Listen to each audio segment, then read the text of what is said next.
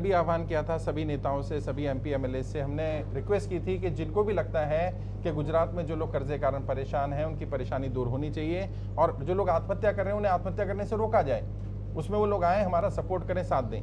और ज़्यादातर पॉलिटिशियंस, ज़्यादातर नेताओं ने इसको इग्नोर किया।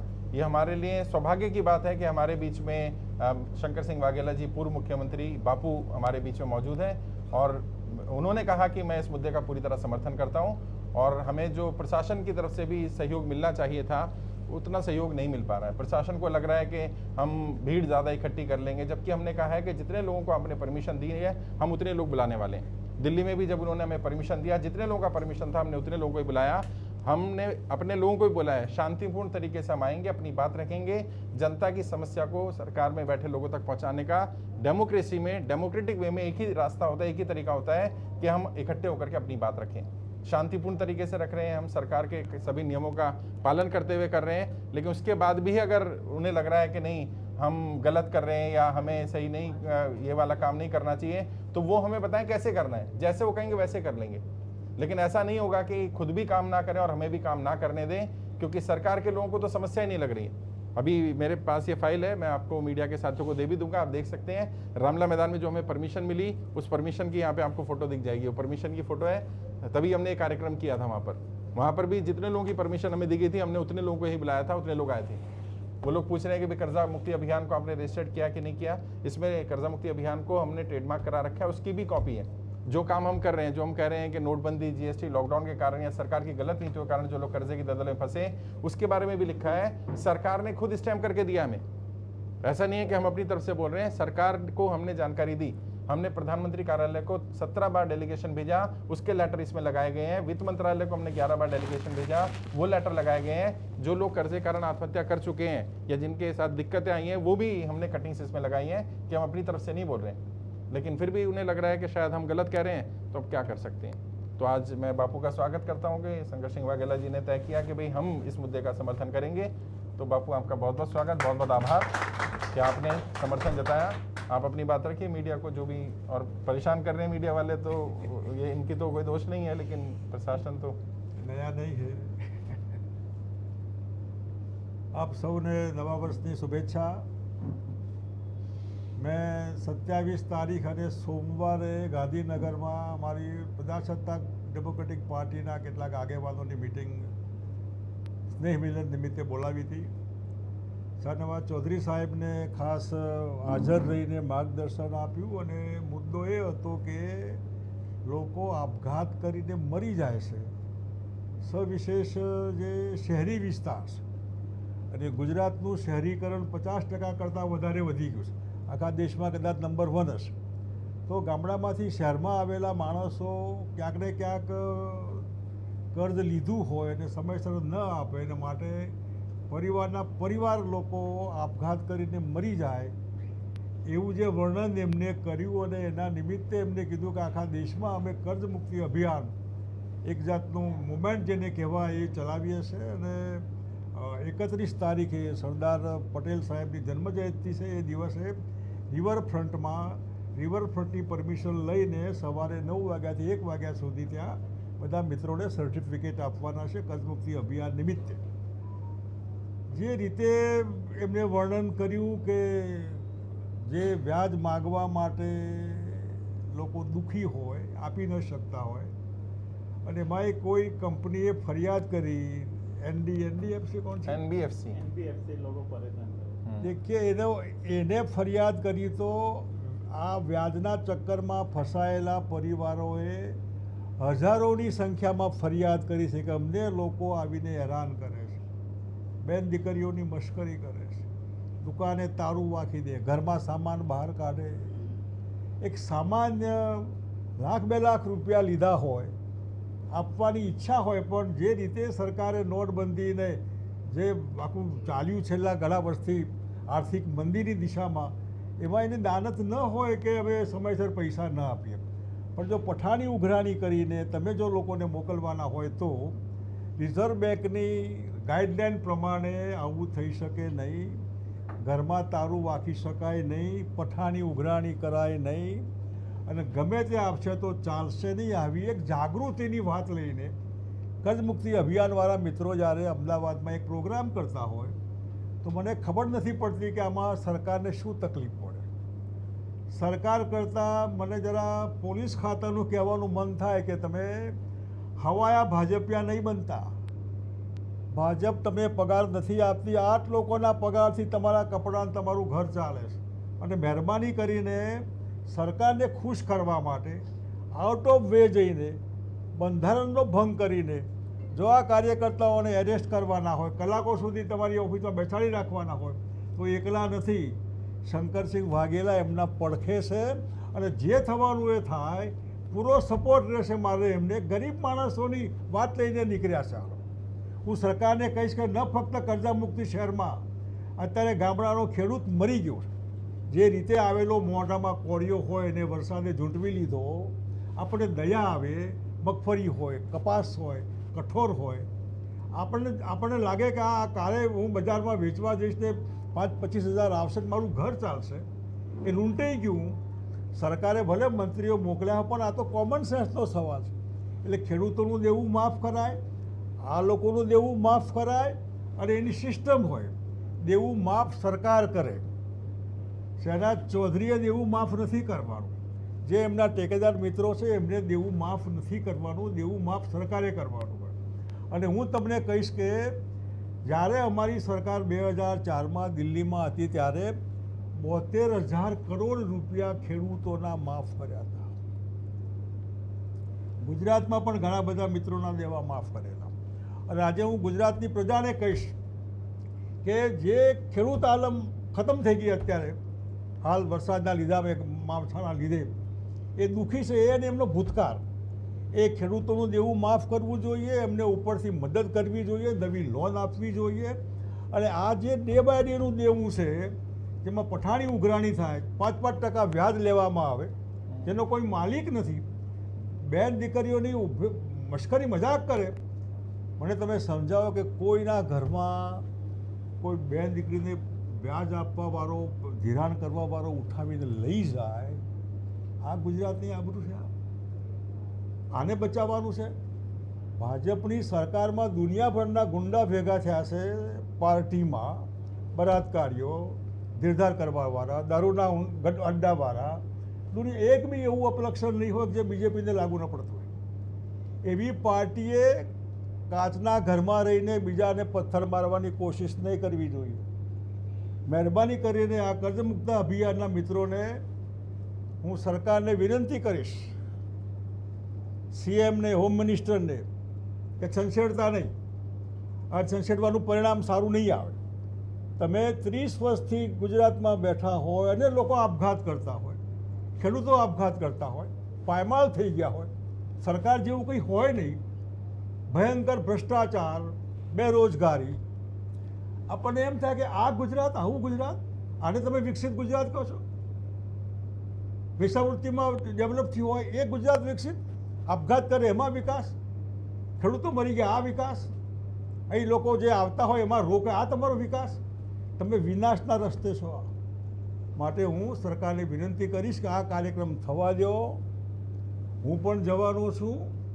એટલું જ નહીં, જરૂર પડે તો દેવા મુક્તિ અભિયાન વતી એ જો અમને કહેશે તો હું મારી સહીથી સર્ટિફિકેટ એમને આપીશ કે મારી સરકાર તમે લાવો. તમારી સરકાર તમે 27માં જ્યારે વિધાનસભા આવે, કાલે આવે કે 27માં આવે, તમે તમારી વિધાનસભા લાવો. અને વિધાનસભા આવે ત્યારે તમે માની ચાલો કે તમારું દેવું માફ થશે. એ ગામડાનો ખેડૂત હોય કે શહેરની ગરીબ પ્રજા હોય, જેને આ સર્ટિફિકેટ ભર્યા હશે એની જવાબદારી અમારી. અને ભૂતકાળમાં કરેલું છે. કોઈ વખતે પ્રજા સાથે આપણે છેતરપિંડી કરી નથી, જૂઠું બોલ્યા નથી, ગપ્પા માર્યા નથી. આમ કરીશું તેમ તમારા ખાતામાં આટલા કરોડ, આટલા લાખ જમા થશે ને આટલા કરોડ લોકોને નોકરી મળશે ને. શંકરસિંહ વાઘેલાએ હજારો લોકોને નોકરી આપી છે, લોકોને રાહત આપી છે, પીવાનું પાણી ગામડામાં મફત કરી આપ્યું છે, અનેક નાના મોટા મુદ્દા. આના માટે જ તમે છો. સરકાર શેના માટે? સરકાર અત્યારે તો સરકાર જેવું કંઈ છે જ નહીં. અને જો પોલીસ તંત્ર આ દિશામાં આગળ વધશે અને હેરાનગતિ કરશે તો એના પરિણામ તો સરકારે ભોગવવા પડશે. કાયદાની વ્યવસ્થા હાથમાં લેવાનું મહેરબાની કરીને અમને ન શીખવો. મુંબઈમાં શિવસેનાના મિત્રો જ્યારે કોઈ ગરબડ થાય તો તોડફોડ, આગ લગાડવાનો, બસ લગાડો, આવું નથી કરવું અમારે. એને તમે સરેન્ડર થવાના હોય તો અહીં બી લોકો આવું કરી શકે. બહુ મોટું કામ નથી આ. એ જૈનજીમાં વેપારમાંથી બધાને ખબર પડી આ કેમ જીશે. આ કર્જ મુક્તિ જનરેશન, આ કર્જ મુક્તિ જનરેશન અભિયાનને તમે આ ઠેસ ન પહોંચાડો. આ જનરેશનને છંછેડો નહીં. સહાનુભૂતિની જરૂર છે, મદદની જરૂર છે. ગુંડા લોકો એમના ઘરમાં હેરાન કરતા હોય તો તમારા પોલીસ ખાતાની રક્ષણની જરૂર છે. તમે કોને સપોર્ટ કરી રહ્યા છો? અને એટલા માટે આપણા માધ્યમથી હું ભારતીય જનતા પાર્ટીની સરકારને કહીશ કે મહેરબાની કરીને આ ગરીબ સમાજની વાત લઈને નીકળેલા સામાન્ય માણસો, કોઈ કરોડપતિ નથી, કોઈ આમાં વિધાનસભાના ઉમેદવાર નથી, કોઈ પાર્ટીના હોદ્દેદાર નથી, સારી વાત લઈને નીકળ્યા. જ્યારે આપણને વાત કરે તમે બાપુ આમાં સપોર્ટ આપશો તો રસ્તામાં જનાર સપોર્ટ આપે. ખેડૂતોનું આ હાલત છે એમાં ગમે તે સપોર્ટ આપે, તમને દયા ન હોય. પણ આપણે તો રોજમાં ગુજરાતમાં ફરતા હોઈએ છીએ આપણે. અને એટલા માટે આ કર્જ મુક્તિ અભિયાન એ મિત્રોને હું અભિનંદન આપું છું. તમે ગુજરાતમાં તમારી ટીમ લઈને આવ્યા છો. આ ટીમને એક્ટિવ કરજો. આવતીકાલે સવારે સરદાર સાહેબના જન્મદિવસે તમારો પ્રોગ્રામ કરજો, હિંમતથી કરજો. હું પણ તમે કહેશો તો આવીશ, એમાં હાજર રહીશ બધાના વચમાં. અને જે સરકારે કરવું એ કરે, તંત્રે જે કરવું એ કરે. અને જો આમાં ગરબડ કરશે તો જે પરિણામ આવશે કાયદો અને વ્યવસ્થાની એ જવાબદારી ગુજરાત સરકારની રહેશે. આની ગુજરાત સરકાર સખેદ નોંધ લે. આટલું તમારા માધ્યમથી કહીશ. અને હું કર્જ મુક્તિ અભિયાનમાં જે મિત્રોએ સર્ટિફિકેટ માટેની વાત કરીને કાલે આવવાના છો, હિંમતથી આવજો. તમારા માટે નથી કોઈ બસો મૂકી, તમારા માટે નથી કે ચા પાણી કે નાસ્તા પાણીની વ્યવસ્થા. તમે જે હાલતમાં છો તમારા દુઃખમાં ભાગ લેવા કોઈ આવ્યું છે, તમને કોઈ નથી પૂછતું. એના ઠેકાને અમે તમને હિંમત આપવા આવ્યા છે કે આ ઉઘરાણીવાળા લોકો આરબીઆઈની ગાઈડલાઈન પ્રમાણે ચાલે અને ગરબડ કરશે તો નહીં ચાલે. અમારી ટીમ પ્રજાશક્તિ ત્યાં પહોંચી જશે, એમના સમર્થનમાં રહેશે. આ બિચારા બાપડા એકલા નથી, આ છે બધા એની પાછળ. એ મહેરબાની કરીને કાલે તમે હિંમતથી આવજો, કોઈના ભય વગર આવજો, કોઈના ડર વગર આવજો, નીડર બંધીને આવજો. અને આગામી દિવસોમાં જે કંઈ તમારા સમર્થનમાં અમારાથી થાય બધો પ્રયત્ન અમે કરીશું. એ शब्दों સાથે आप બધાનો आभार. जय हिंद, जय गुजरात. बहुत बहुत शुक्रिया, धन्यवाद. और मैं चाहूँगा ममता जी भी, क्योंकि राजेश्वर जी की वाइफ हैं जो हमारे प्रभारी हैं और वो अभी पुलिस के पास ही बैठे हुए हैं. अब पता नहीं वो डिटेन करेंगे, क्या करेंगे. ममता जी 2 शब्द अपने भी बोल दें. સૌપ્રથમ મીડિયાના બધા સાથીઓને થેન્ક્સ કહીશ કે તમારા માધ્યમથી અમારો આ કર્જ મુક્તિનો જે સંદેશ છે એ આગળ જાય. મારા હસબન્ડ છે રાજેશ્વર બ્રહ્મભટ્ટ ભારતીયજી, જે કર્જ મુક્ત ભારત અભિયાનના પ્રભારી છે. કાલે એમને ત્યાં આગળ બેસાડી રાખવામાં આવ્યા હતા અને આજે પણ એમને ત્યાં આગળ બોલાવ્યા છે અને હજી સુધી આવવા નથી દીધું. હવે ખબર નથી કે આગળનું સ્ટેપ શું હશે. અમારો આ જે અભિયાનનો હેતુ છે એ માત્ર એક જ છે કે ભાઈ કોઈ પણ વર્ગના જે લોકો છે, નાનો મજૂર છે, ખેડૂત છે, સામાન્ય વર્ગના જે લોકો છે, ગરીબ લોકો જેમનું જે દેવાના ભારમાં ફસાઈ ગયા છે, જેમને દેવાનું ચૂકવી નથી શકતા, કારણસર પરિસ્થિતિ એવી ઊભી થઈ જવાના કારણે એ લોકો દેવું નથી ચૂકવી શકતા. એના કારણે અમે એ લોકોને એ ભારમાંથી મુક્ત કરવા ઈચ્છીએ છીએ. એ જ અમારા અભિયાનનો હેતુ છે.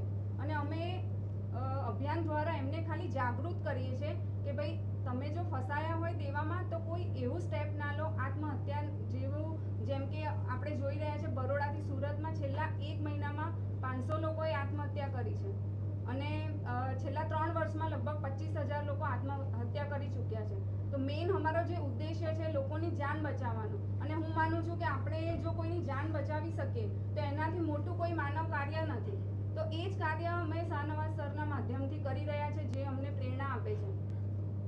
તો મને નથી લાગતું કે અમારા અભિયાન દ્વારા કોઈ ખોટું કામ થઈ રહ્યું છે. તેમ છતાં પ્રશાસન દ્વારા અમને સપોર્ટ નથી મળી રહ્યો. તો હું ઈચ્છીશ કે તમે બધા જનતા જે છે એ લોકો એક થાય અને આપણે અવશ્ય સફળ થઈએ. એ જ આનો એક માધ્યમ છે. સૌથી મોટી જે શક્તિ છે એ છે સોશિયલ મીડિયાની શક્તિ. તમારી એક રીલ, તમારી એક પોસ્ટ બધા દરેક મોબાઈલ સ્ક્રીન સુધી જો પહોંચે તો આપણે જે ન્યાયની માંગણી કરીએ છીએ, સન્માનજનક ન્યાયની, એ આપણે એમાં સફળ થઈએ. બસ હું એટલું જ કહેવા માંગુ છું. बहुत बहुत शुक्रिया। मैं अंत में यही कहूंगा, ये आपके पास आखिरी मौका है, अभी नहीं तो कभी नहीं। अगर कल आप अपने सारे काम धंधे छोड़ करके वहां नहीं पहुंचते सुबह 9 बजे, मैं लिख कर दे रहा हूं, आपकी कर्जा मुक्ति की आवाज कोई नहीं उठा पाएगा। ये आखिरी मौका है। और बापू ने कह दिया, बापू हमारे साथ है, उनकी पूरी टीम हमारे साथ है, किसी को भी डरने घबराने की जरूरत नहीं है। आप सब लोग आइए, मैं पहुंच रहा हूं, जो होगा देखा जाएगा। एक एक व्यक्ति का 1-1 रुपया कर्जा उतरवाया जाएगा, आपकी लड़ाई लड़ी जाएगी, क्योंकि हमारी मांग जायज है, हम कोई नाजायज मांग नहीं कर रहे। जैसे बड़े बड़े उद्योगपतियों को राहत दी जाती है, बापू अभी लाखों करोड़ रुपए का लोन उनका राइट ऑफ कर दिया जाता है, हेयर कट कर दिया जाता है। अभी सुभाष चंद्रा जी का मैंने कल भी एग्जांपल दिया था, उनके ऊपर 48,000 करोड़ रुपए का लोन था और उसमें से बापू 37,000 करोड़ रुपए उनका हेयर कट कर दिया गया, हेयर कट करके माफ कर दिया गया। केवल 11,000 करोड़ रुपए उनका सब कुछ सेटल कर दिया गया। यही राहत आम जनता को मिलनी चाहिए, लेकिन अब जनता के ऊपर है, अब आपके ऊपर है। मैं यहां आ गया, मेरे ऊपर कर्जा नहीं है, मेरी टीम पर कर्जा नहीं है, बापू पर कर्जा नहीं है, हमारे किसी भी साथी पर कर्जा नहीं है। हम आपकी लड़ाई लड़ रहे हैं, आपको आना होगा। कल आइए सुबह 9 बजे रिवर फ्रंट मैदान, वल्लभ सदन, आश्रम रोड पर। मैं आपका इंतजार करूंगा, आपकी आवाज सरकारों तक भी पहुंचाई जाएगी। और जैसा बापू ने कह दिया, कर्जा मुक्ति का प्रमाण पत्र दिया जाएगा, कोशिश करेंगे बापू के हाथ से दिलवाया जाए। बहुत बहुत शुक्रिया। जय हिंद, जय भारत। मैं भी कुछ कहना चाहती हूँ। आज ગુજરાત આ કોઈ પાર્ટી સાથે સંકળાયેલું નથી। આજે જે કંઈ અભિયાન થાય છે, અભિયાન છે, તમે સમજો છો। કોઈ પણ પાર્ટી સાથે સંકળાયેલી વાત નથી, પણ જો કોઈ અનુમોદન કરતું હોય કોઈ વ્યક્તિ, તો એટલા માટે કે સરકાર આ વસ્તુને બહુ જ નિગ્લેક્ટ કરી રહ્યા છે। કેમ તમને મોટા મોટી પાર્ટીઓ જ દેખાય છે? જો અમને બાપુ એમ કહે છે ને કે બેન દીકરીઓ તમે ઊભા થઈને આમના અભિયાન સાથે બહુ મોટું ત્યાં સમર્પણ કરી દો, ત્યાં બેસી જાઓ, રસ્તા પર બેસી જાઓ, તો અમે બેસવા તૈયાર છું। પણ આ અભિયાનને અમે પૂરેપૂરો 100% આપીશું। અમે એમ કહેશું ને કે પાણી, ભૂખ, ખાવાનું પીવાનું બધું છોડીને 12 કલાક બેસીશું, તો અમે બેસીશું। પણ આ અભિયાનને અમે પૂરેપૂરો સહકાર આપીશું, આપીશું ને આપીશું। વાત પૂરી થઈ ગઈ। સરકારને જો આ વધારે પડતું એમને એમ હોય ને કે ટીખા ટિપ્પણી વાળું કોઈ પણ વ્યક્તિત્વ કે કોઈ પણ પાર્ટી ન હોવી જોઈએ, તો અમે છીએ, તમે અનુમોદન કરીશું। જે કંઈ તમારાથી બનતા પ્રયત્નો ન થતા હોય તો એની સામે અમે પ્રયત્નો કરીશું, કરીશું ને કરીશું। વાત પૂરી થઈ ગઈ।